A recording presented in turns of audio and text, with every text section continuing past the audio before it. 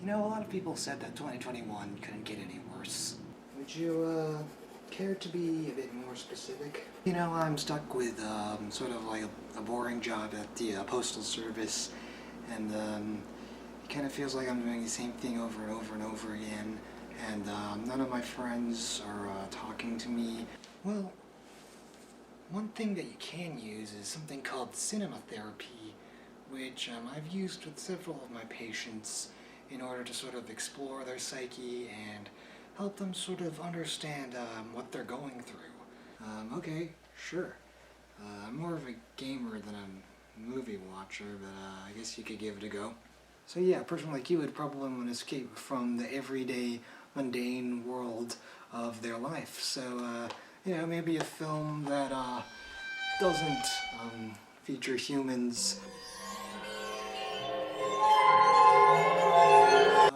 Okay, if you don't want to watch that one, maybe we could try to go through like some of the Star Wars trilogy.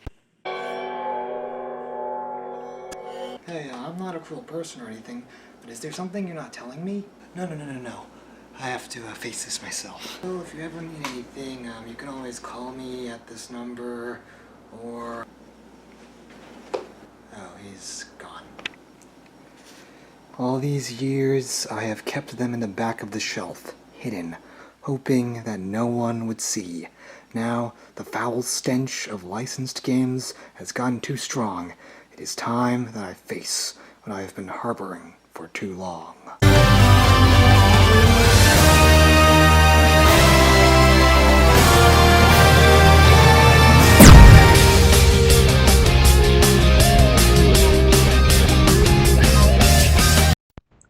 From silent films to live-action films to animated films, movies have been a cultural hallmark in storytelling. However, with every good thing there comes the insatiable stench that never seems to go away. The nadir that nobody ever seems to want to talk about. Licensed games.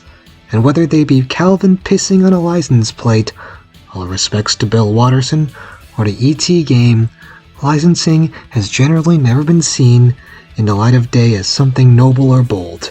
Rather, it stinks of dollar signs and currency for the corporation. They're rushed at the door to be released alongside the movie, and it's basically just a half-assed job to act as promotional material for the film. Actually, they're not just simply video games, but also come in all sorts of genres, and they all pale in comparison to what they were originally based off of. The only exception to this is pinball, because I don't know how the fuck you'd screw that up. But, well, after doing some research, this isn't 100% true. According to the tropes page, some of them are made by devout fans who genuinely care about the source material they're based on. So maybe I'm just going off of popular belief, because that's what everyone else seems to say. But who knows? Maybe these relics of the past truly do show some shine. So sit back, grab some popcorn, as I try to find the clean end to the turd that is licensed games, starting with Cars for the PS2. Hey, the Pixar logo intro. Already this feels very nostalgic. So the original Cars movie wasn't my favorite film, so I wasn't expecting too much from the video game, but surprisingly it has some redeeming factors. First off, it takes place after the movie. So even though there are a couple of instances where McQueen is a bit of a dick, thank God we don't have to endure his obnoxious persona to the same degree as the film a second time. That's right, I forgot. You like losing in front of a crowd. See you at the stadium. At least for the most part. Credit where credit's due that they use all the same voice actors, and most of them feel like they provide a decent effort. So it's not like Spider-Man 3 where the voice acting was so half-assed. Got the girl, and New York finally More on that later. Even some aspects of the gameplay were more than I could expect. So Cars is a sandbox open world that centers a lot on accomplishing races for other characters. Sometimes you'll be learning how to power slide with Doc, or gaining a boost with Fillmore. And the tracks become more advanced with tighter turns and more aggressive racers. Generally speaking, most of the races take place in Radiator Springs. However, there are some Piston Cup races that happen in the stadium. These were unique because they had a pit stop minigame that you had to do really quickly in order to progress into a race, lest you fall behind. It really does show that there was some thought put into this instead of designing the races to be the same. Too bad navigating Radiator Springs didn't seem to get as much effort. Not only are waypoints not clear with which tasks you've already done, but the entire landscape just feels barren and lifeless. Most of the cars that pass you by just make random comments and don't have too much interaction beyond this. In fact, most of the cars never seem to shut up, even in the midst of races. I understand there needed to be something to fill in the dead space, but there were times I had to mute the TV because of how ear-grating it became. Hold on a second, that's not supposed to happen to me. Ew, quite distasteful. Ew, quite distasteful. Ew, quite distasteful. Of course, Cars tries to break up the pace by providing minigames. These range from being really decent to problematic. Some of the really decent ones include driving backwards with Mater, which tested your dexterity as you flipped back and forth as you went across the track, and going through an obstacle course, which kind of reminded me of that one skateboarding level in Lost Fleet from Spyro 3. However, along with these decent ones came the more mediocre minigames, like tipping tractors with Mater, which suffers with a fixed camera that prevents the player from seeing what's in front of them. Collecting tires as Luigi, which kinda reminded me of the chicken minigame from Crash Tag Team Racing, and trust me, you don't want to be compared to that. A lot of Crash comparisons. And chasing down 3 speeding suspects as the sheriff, which proved to be very buggy in its execution. Also, can I just mention how many loading times there are in this game? Seriously, I've seen worse with games like Wrath of Cortex, but it's like the game has to either load or ask you to save for every little thing. Even as simple as collecting a postcard in the open world causes the game to ask you to save. That's like after collecting a blast shard in Infamous, the game asks if you want to save your progress. Hey look, I found a pen!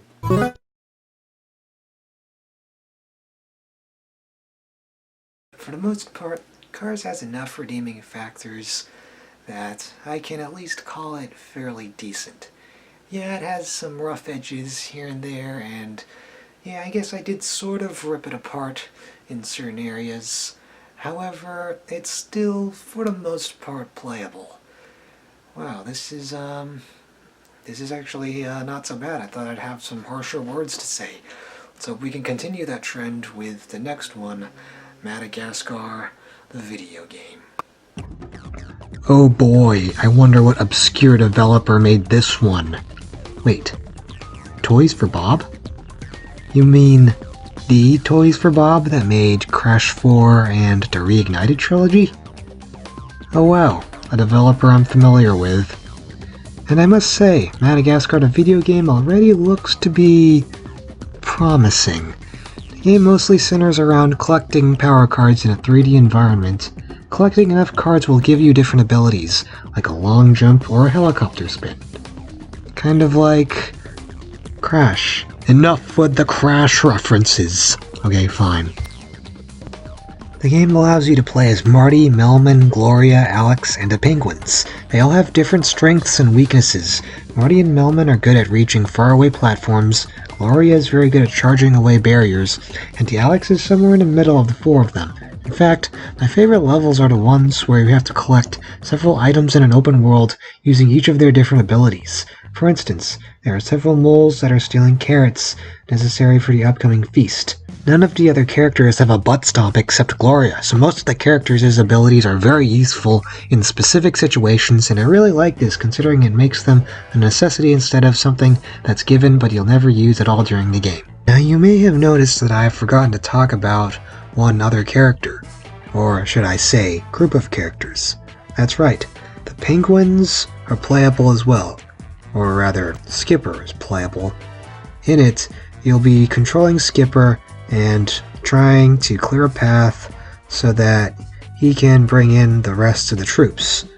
You'll do this by stealthily taking out other enemies, and sometimes you'll even get to control like a tranquilizer, or even go into a box Solid Snake style.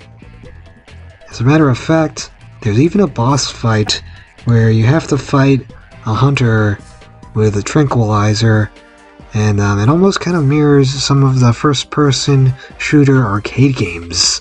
And I really like this level with the boat where you get to control the penguins, considering that it's a great break from the more platformy kind of sections that Melman, Gloria, Marty, and Alex tend to go with. However, the only times you'll ever play as the penguins is in the boat level and some of the other side levels too, which kind of brings to my next point that I kind of felt that Madagascar was a little bit rushed. Let me put it this way, it's almost as if Toys for Bob didn't say no to any of the ideas they had in mind, so you'll have levels switch abruptly. In one level, you're playing as Marty going in a 2.5D section to save Alex, only to be interrupted by having to play a minigame with Mort that kind of looks like a version of Fruit Ninja. In another level, you're platforming with Alex only to be stopped by a bat to defend several mushrooms from cockroaches. It's not that these minigames are bad. In fact, some of them are good, like the alligator tussle one. It's just that they're placed very awkwardly in the middle of the level.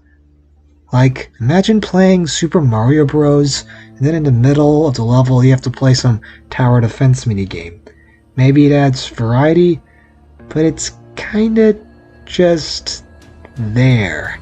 However, the game finds some saving grace with the writing. I've probably gone on long enough, but I must say that this is probably some of the funniest writing I've ever heard in a licensed game. I was about to put the game down and call it a day when this scene came up.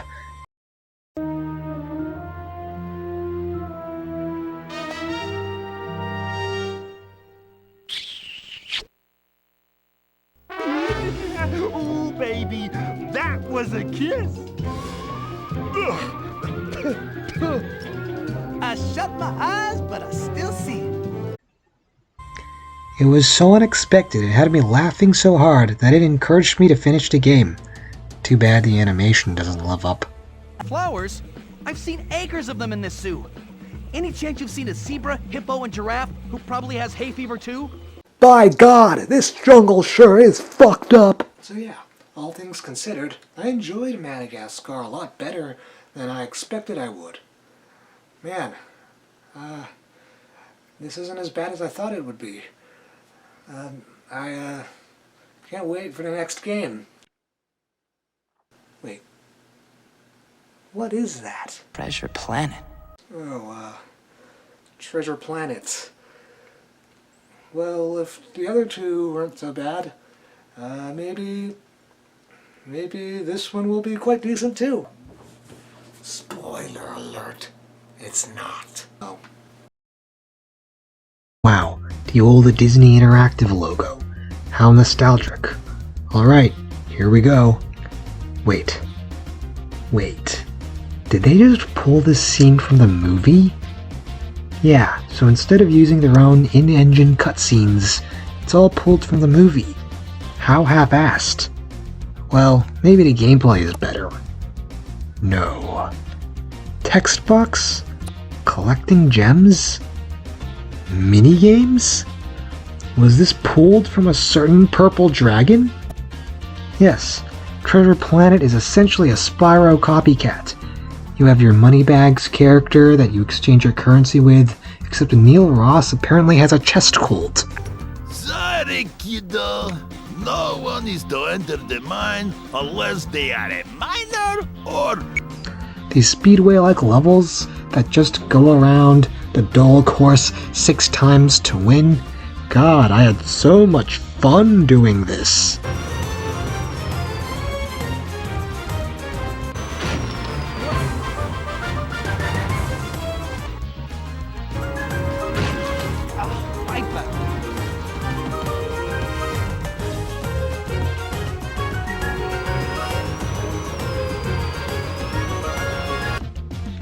And the world is supposed to be open, except you're still following a path.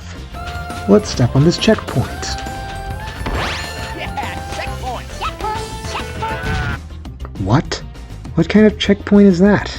Sounds like Treasure Planet was trying too hard to keep itself engaging, because I'm literally aging 50 years playing this game. Even Jim tries to add his own enthusiasm. Well, if there is one thing I'll give this game, the music does sound really good.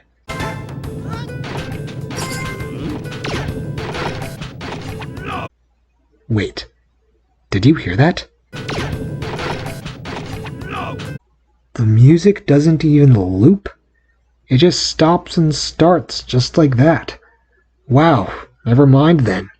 Even the soundtrack is like a machine whose wheels are basically stuck into rudder. What else is there to say? Ah yes, the bosses. Well, they're not so bad, but there is one fundamental flaw. The game tells you how to beat them. Like, how intelligent do they think I am? And that was Treasure Planet. Well, if that put you to sleep, ignite your lightsabers, everybody, because we're moving on to Star Wars Rebel Assault 2. What is there really worth mentioning? Well, it is one of the only games I own that has multiple discs, the other being The Legend of Dragoon. This intro cutscene's really cool with the fact that it follows a mouse droid's perspective down to Death Star halls. Hell, even the intro with Darth Vader sucks me in. Huh, maybe this game isn't so bad. Wait. Rail shooting section? Not that rail shooters are bad, but here you don't have any special weapons. The only enemies you're blasting are the generic TIE fighters, and there are no special maneuvers, just flying toward a planet at a snail's pace. Then there's another cutscene, and now we're in a third-person shooting segment. The AI has a certain pattern where they pop up and shoot. There's no strafing or enemies coming out in droves. It's just a simple game of duck and cover. I mean, would you call this exciting?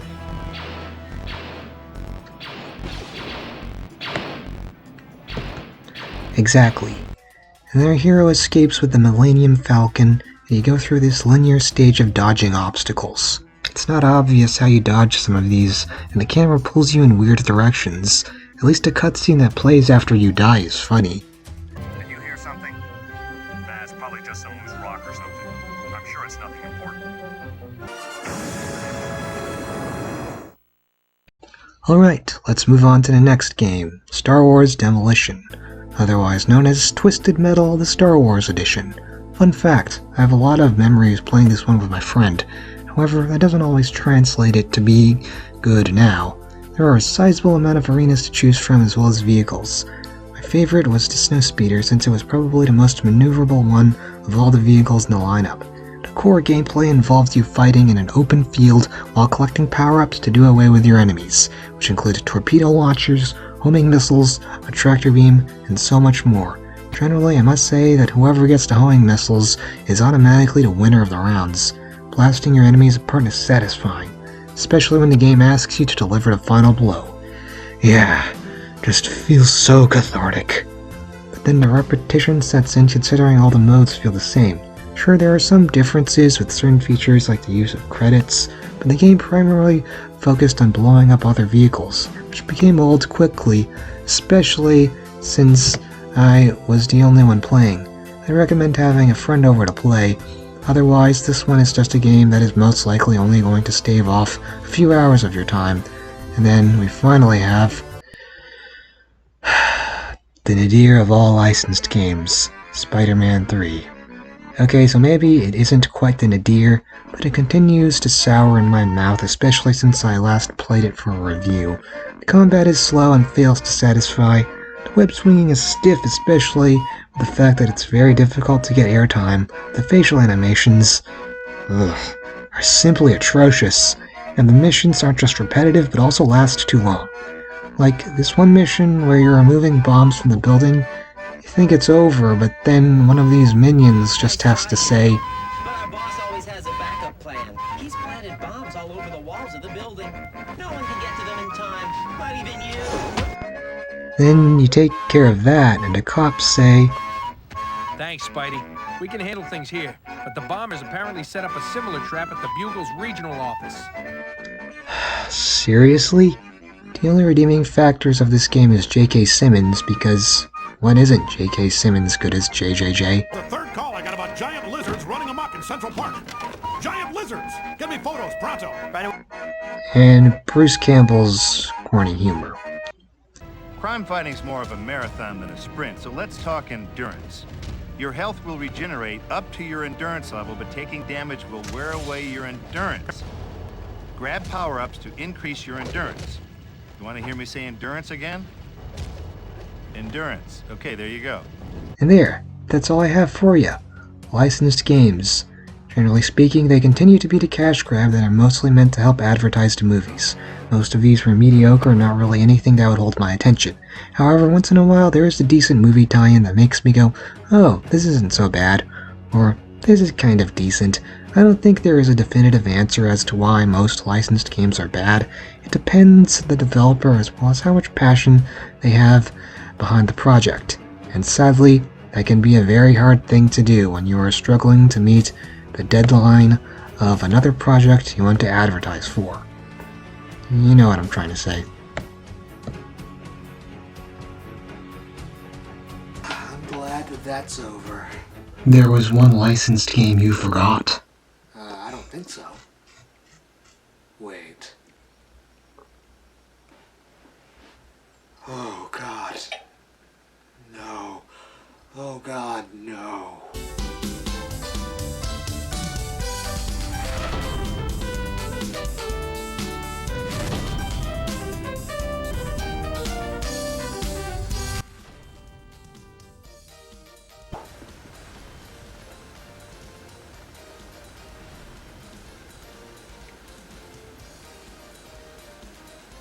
God help me. Hello everyone, thanks for getting this far in the video, and don't forget to hit the like button and to subscribe, and no, I will not review Sesame Street, or any game that is like that. I hope you all enjoyed it, even though maybe it wasn't quite what you guys expected, but yeah, and I'll see y'all after, and this is Dave Reviews signing out.